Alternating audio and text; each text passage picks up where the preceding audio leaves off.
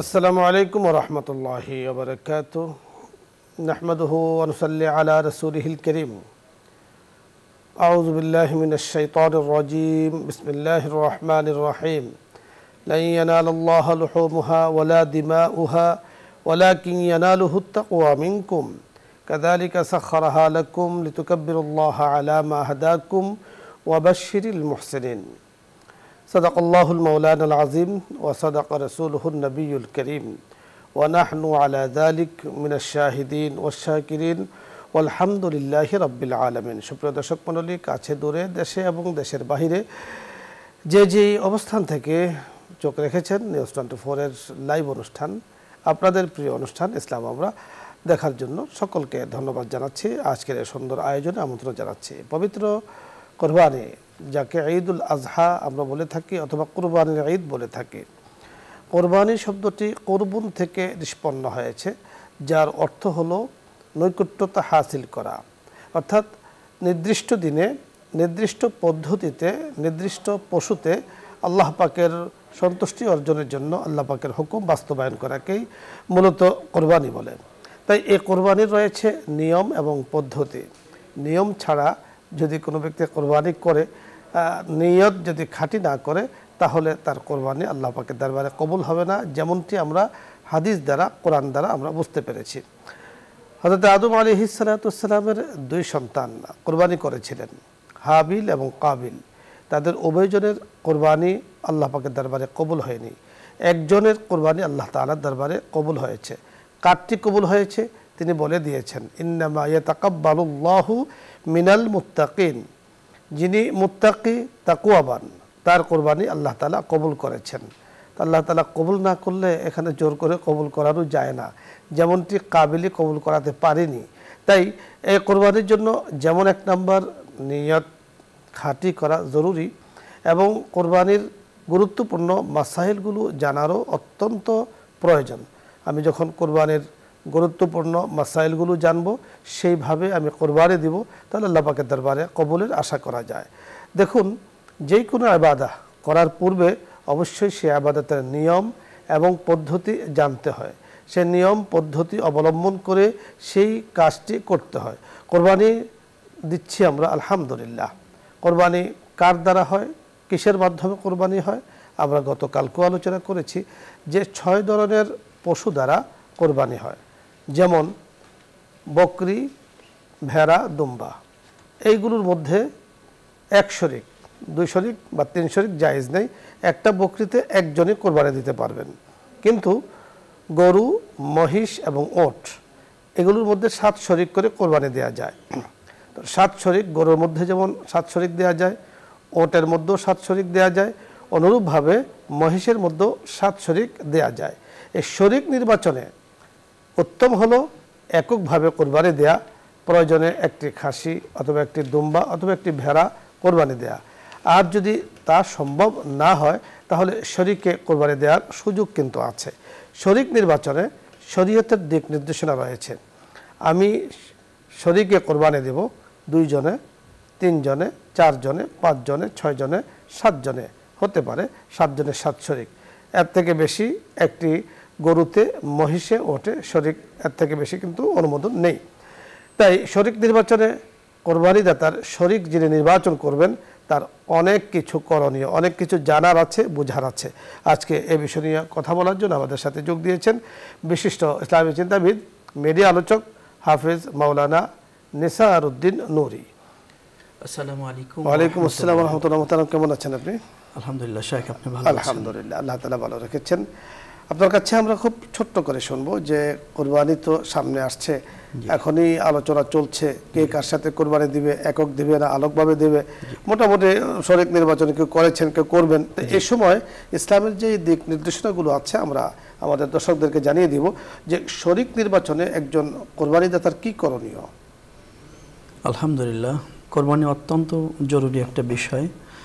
আল্লাহ সুবহানাহু ওয়া তাআলা আমাদেরকে নামাজের কথা বলেছেন, পাশাপাশি কোরবানির কথা বলেছেন, ফাসাল্লি লিরাব্বিকা ওয়ানহার।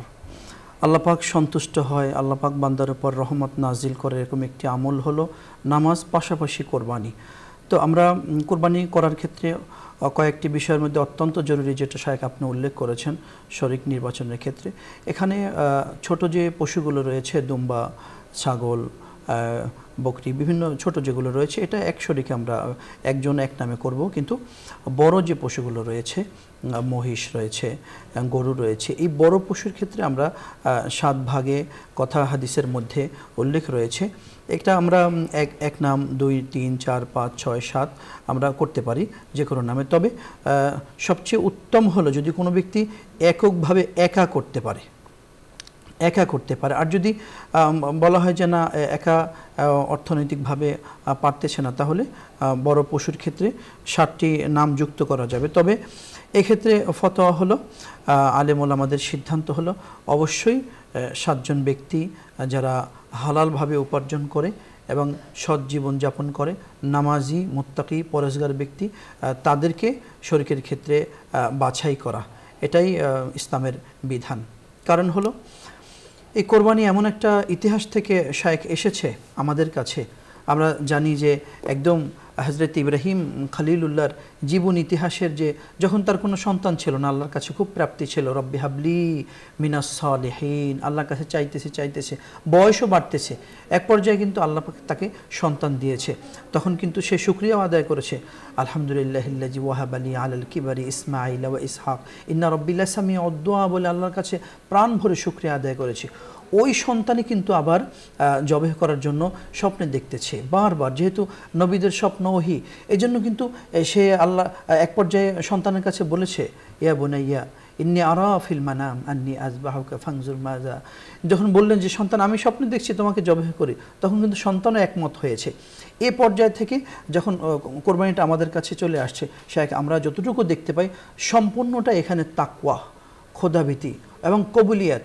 এখানে অন্য আয়াত যদি আমরা দেখি, লা ইয়ানালুল্লাহু লুহুমুহা ওয়ালা দিমাউহা ওয়ালাকিন ইয়ানালুহুত তাকওয়া, এই জায়গায় গোশত, রক্ত, মাংস এটা আল্লাহ পাক দেখবেন, কোনো কিছু আল্লাহ তাআলার কাছে পৌঁছে না। আল্লাহ তাআলার কাছে দর্শক মণ্ডলী তাকওয়া পৌঁছে, মনের এরাদা পৌঁছে, মনের ইচ্ছা পৌঁছে। তো সেক্ষেত্রে পৌঁছার ক্ষেত্রে অবশ্যই আমার নিয়তটা খাঁটি করতে হবে, আমরা আমলকে খাঁটি করতে হবে। এবং আমি শুধু একাই করলে হবে না, যারা শরীকে আমরা কোরবানি দিব, প্রত্যেকটা শরীকের যেন নিয়ত খাঁটি হয়, নিয়ত যেন আল্লাহ পাকের জন্য হয়, এ ব্যাপারে সকলকেই সতর্ক থাকতে হবে। দেখুন, আমি যেমন শরীক নির্বাচন করছি, অপবায়ের সাথে আমি কোরবানি দিচ্ছি, তার কোরবানিটা সহি হোক এটা যেমন আমি চাই, আমারটাও সহি হোক তেমন আমি চাই।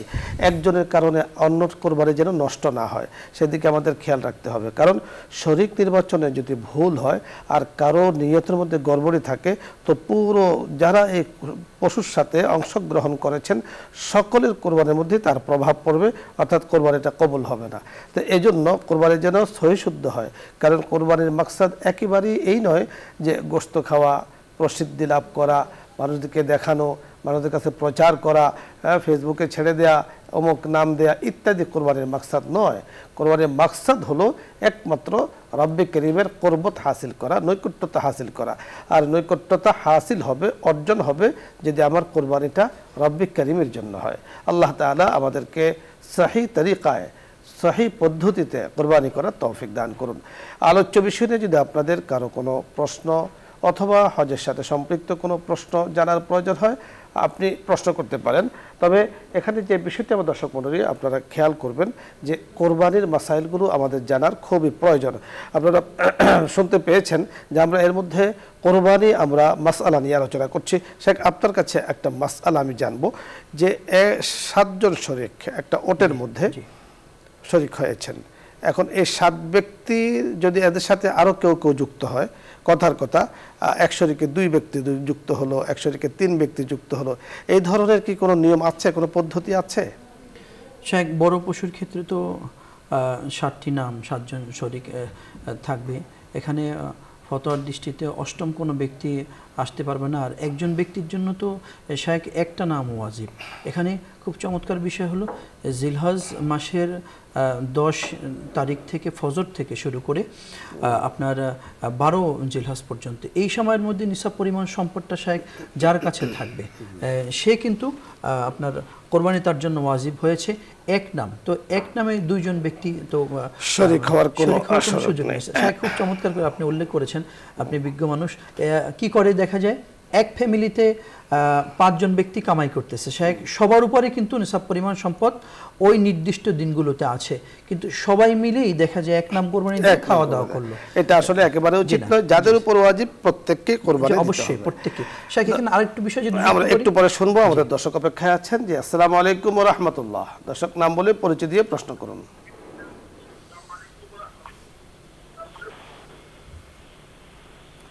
জি দর্শক শুনতে পেয়েছেন। আসসালামু আলাইকুম। ওয়ালাইকুম আসসালাম ওয়া রাহমাতুল্লাহ।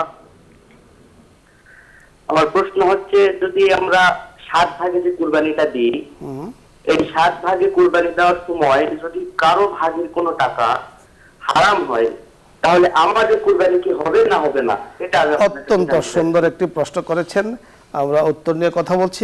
আপনি যে কথাটি বলতেছিলেন সেটা বলে এরপরে প্রশ্ন উত্তর নিয়ে কথা বলবো। আমরা বলতেছিলাম যে শায়েখ অনেক ক্ষেত্রে দেখা যায় অনেক মা বোনরা চাকরি করে, যে মা চাকরি করে একটা ইউনিভার্সিটিতে, সেখান থেকে ভালো একটা স্যালারি পাচ্ছে, অথবা একজন বোন যে কোনো কোম্পানিতে চাকরি করছে স্যালারি পাচ্ছে, কিন্তু দেখা যায় স্বামীরও তার হাজব্যান্ড খুব ভালো বেতনে চাকরি করছে। তো ওই পর্যায়ে দেখা যায় শুধুমাত্র কি হাজব্যান্ড কোরবানি দিবে নাকি ওয়াইফের উপরে কোরবানি ওয়াজিব হবে? উভয়জনের উপর ওয়াজিব, উভয়জনের। এটা কিন্তু অনেকে কাটিয়ে যায়, খেয়াল করছে না। আর আমাদের যে ভাই প্রশ্ন করেছেন, এটা অত্যন্ত জরুরি একটা বিষয় যে কোরবানি হবে কিনা, এটা তাকওয়ার একটা বিষয়। প্রথম কথা হলো আমরা জানি যে কবুলিয়াত অবশ্যই হালাল পন্থার মাধ্যমে আল্লাহ এটা কবুল করে থাকে। তো এক্ষেত্রে আমরা এমন কোনো ব্যক্তিকে চুজ করব না যে যার অর্থটা হারাম, ওইরকম ব্যক্তিকে আমরা নিজেরাই চুজ করবো না।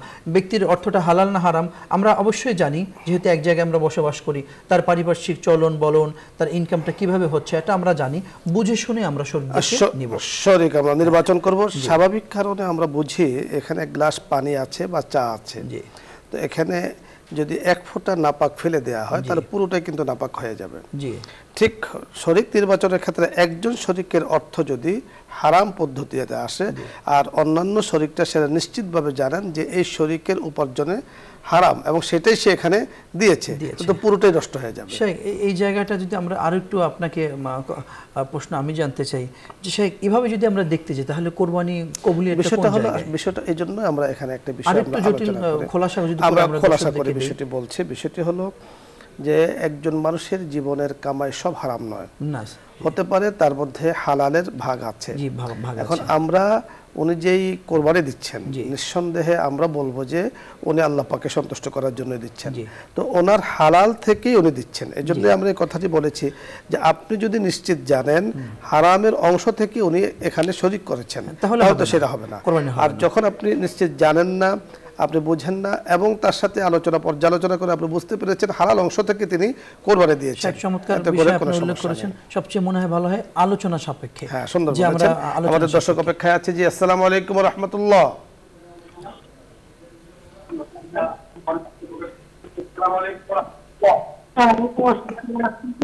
জি, প্রশ্ন করুন।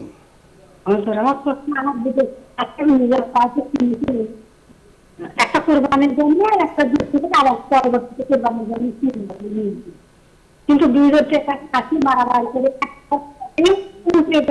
ভাঙে না, তাহলে একটা বড় হয়েছে একটা ছোট হয়েছে, তার মনে সন্দেহ হচ্ছে।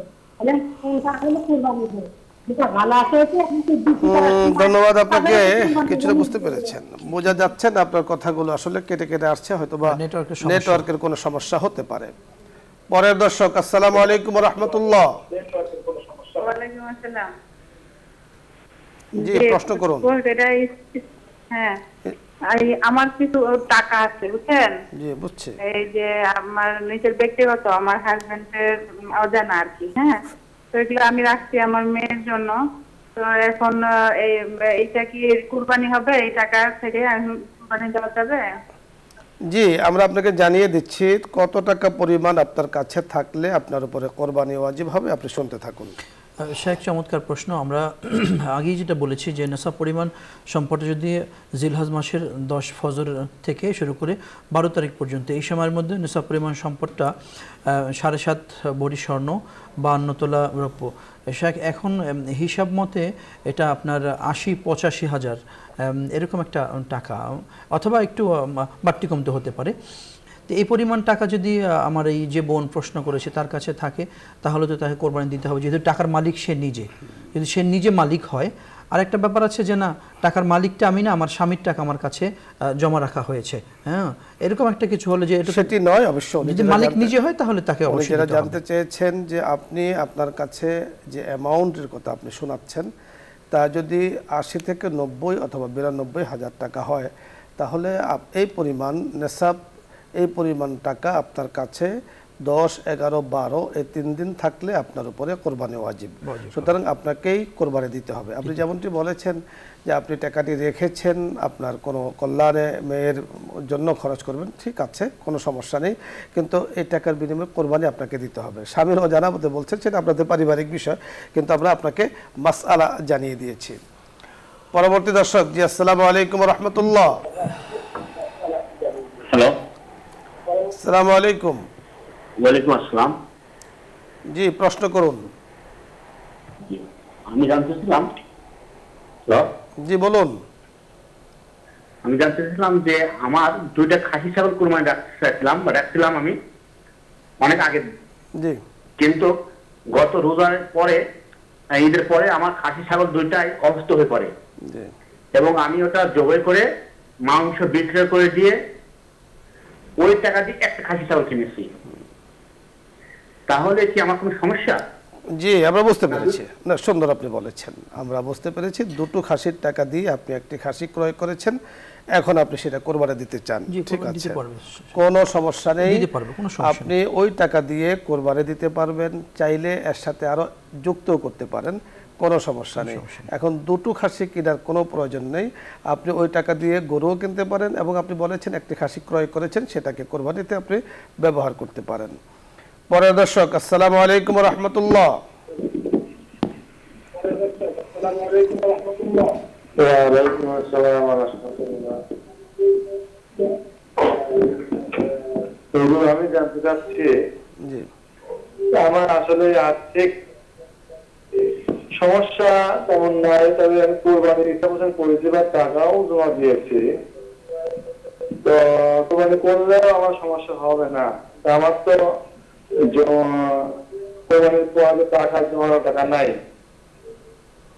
তবে নিয়ত করে ফেলেছেন, আল্লাহ তাআলা বরকত দিবেন। যে আমরা বুঝতে পেরেছি, আপনি শুনতে থাকুন। আপনার উপরে বুঝতে পেরেছেন, আমি খেয়াল করি প্রশ্নটা স্যার। আপনার উপরে যদি কোরবানি ওয়াজিব হয়, তো সেক্ষেত্রে আপনাকে কোরবানি দিতে হবে। এটা ঐচ্ছিক কোনো বিষয় নয় যে কোরবানি মনে চাইলে দিলাম, মনে চাইলে দিলাম না, আপনাকে কোরবানি দিতে হবে। আর যদি আপনি কোরবানি আপনার ওয়াজিব না হয়, তাহলে এটা আপনার জন্য ঐচ্ছিক। এটা তো আমরা বারবারই বলছি যে ওয়াজিব না হয়, তাহলে আপনাকে মাসে 10, 11, 12 এই সময় যদি নির্দিষ্ট, আপনি যেমনটি বলেছেন যে তেমন একটা অর্থনৈতিক আপনার সমস্যা নেই, আপনি কোরবানি নিয়ত করেছেন, কোরবানি দিয়ে ফেলুন, সওয়াবের ভাগীদার হন।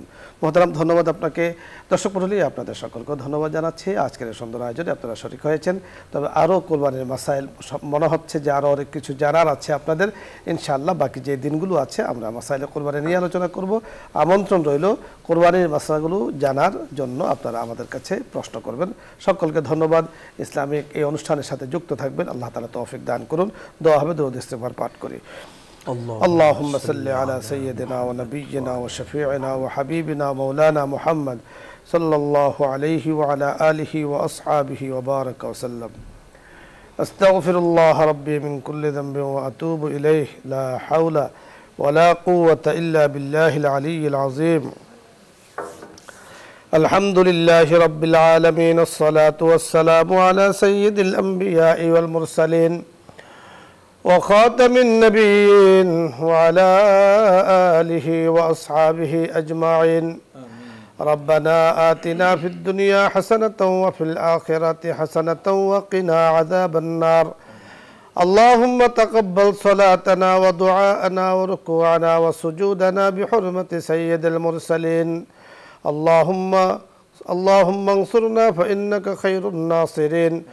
اللهم افتح لنا فإنك خير الفاتحين. ইয়া আল্লাহ ইয়া করিম, আমরা গুনাহগার বান্দার আপনার শাহী দরবারে হাত তুলেছি। মাওলাই করিম মেহেরবানি করে আমাদেরকে, আমাদের হাতগুলোকে, আমাদের জীবনকে, মাওলাই করিম আমাদের হায়াতকে, আমাদের ইবাদতকে, আমাদের কুরবানিকে আপনি কবুল ও মঞ্জুর করে নেন। মেহেরবানি করে যত মানুষ হাত তুলেছেন, ইয়া আল্লাহ মেহেরবানি করে সকলকে নেককার বান্দা বান্দি হিসাবে আপনি কবুল করে নেন।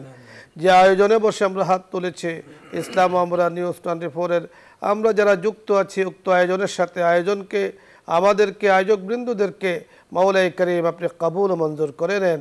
বসুন্ধরা পরিবারকে, সম্মানিত চেয়ারম্যান, মাওলাই করিম পরিবারের সদস্যবৃন্দ যারা আছেন, ইয়া আল্লাহ মুসলিম জাহানের মুসলমানদের পরিবারের সদস্য যারা আছেন, আমাদের দেশের মানুষগুলো, মাওলাই করিম মুসলমানগুলো যারা আছেন, সকলের পরিবারকে আপনি কবুল করে নেন। ইয়া আল্লাহ সকলের জন্য খায়র ও কল্যাণের ফয়সালা করে দেন। ইয়া আল্লাহ শূন্য কোরবানি ঈদুল আজহাকে আপনি কবুল করে নেন। যথাযথভাবে যথা নিয়মে আপনার কুরবত হাসিলের জন্য এই বড় ইবাদত করার তৌফিক দান করেন। ইয়া আল্লাহ সুন্দর ইবাদত করার তৌফিক দান করেন। এই ইবাদতের মাধ্যমে আপনার নৈকট্যতা হাসিল করতে পারে সেই তৌফিক দান করেন। প্রকৃত অর্থে আমাদেরকে মুত্তাকি হিসাবে আপনি কবুল করে নেন। ইয়া আল্লাহ হজ্জে বাইতুল্লাহ যারা গিয়েছেন তাদেরকে হজ্জে মবরুর, হজ্জে মকবুল আপনি দান করেন। ইয়া আল্লাহ পথে ঘাটের সব ধরনের রোগবালা থেকে, শারারাত থেকে, খুরাফাত থেকে আপনি তাদেরকে হেফাজত করেন। তামাম জাহানের উম্মতে মুসলিমাকে এই পবিত্র জায়গাতে যাওয়ার তৌফিক দান করেন। আমিন বিহুরমতি সাইয়্যিদিল মুরসালিন ইয়া করিম ইয়া রহিম ওয়া সাল্লাল্লাহু তাআলা আলা খায়রি খালকিহি মুহাম্মাদিন ওয়া আলা আলিহি ওয়া আসহাবিহি আজমাইন বিরহমাতিকা ইয়া আরহামার রাহিমিন।